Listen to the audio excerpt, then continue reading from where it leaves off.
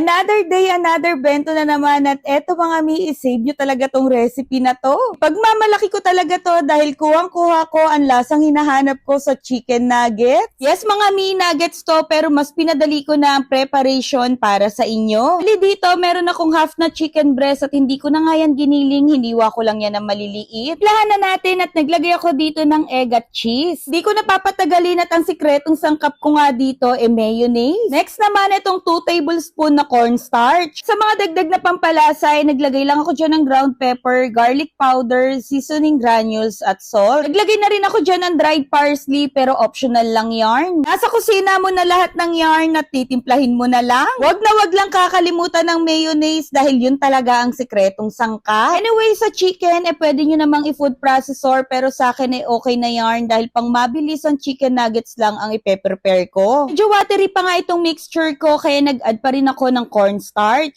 Pwede nyo nga rin itong gawin sa gabi pa lang at ilagay nyo muna sa ref para kinabukasan ipiprito na lang. Kapag fry naman naglagay lang ako sa pan ng tamang dami ng oil. Itong nuggets na to hindi natin mapo-form ng pa-square kaya ang ginawa ko deform.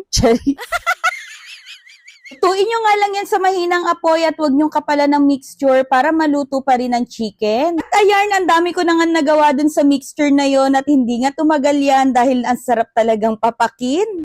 Taste test. Lasa. Masarap. Malambot din, mami. Lambot. May pagka-onting crunchy sa gilid. Lasang? McDonald's, chicken nuggets. Talaga? Ang galing, no? Sarap. Yay! Approve. Approve.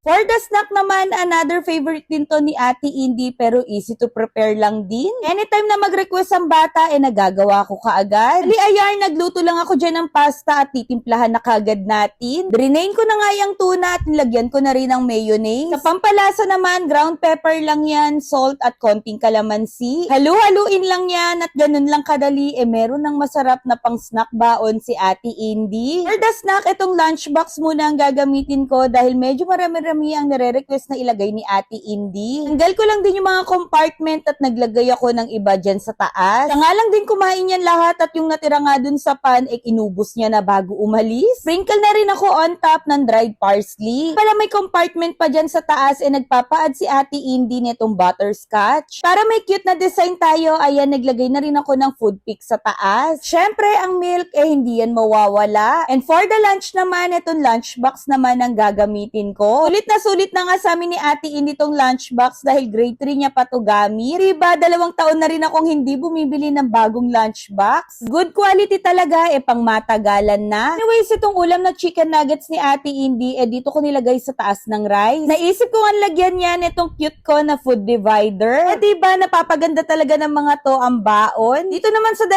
compartment sa gilid, puro prutas na ang aking nilagay. Ang taon, halos yan ang prutas natin dahil yan ang mga favorite ni Ate Indy. Lastly, pumili na nga rin ako dito ng mga babagay na food pick. Pili ko nga dyan na ilagay itong sun at mga flowers. Diba, masarap na at mas appetizing pa itong baon ni Ate Indy. O siya, at tapos na naman tayo sa isang bento baon serye. At kung nagustuhan nyo tong video na to, follow nyo na rin kami for more bento baon ideas.